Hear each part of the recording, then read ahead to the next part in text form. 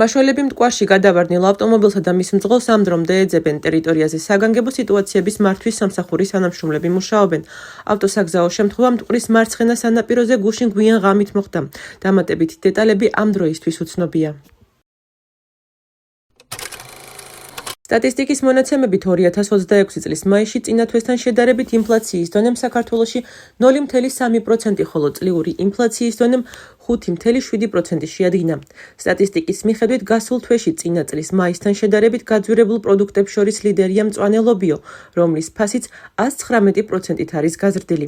მწვანე ლობიო 119%, ქლიავი 80%, ქორწინების 958 სინჯის ოქროს ბეჭედი 54%, დიზელის საწვავი 48%, გაზეთი 41,3%, მსხალი 37%, პომიდორი 37%, წიწაკა 33%, შებოლილი თევზი 31,2%, ჟურნალი 30%.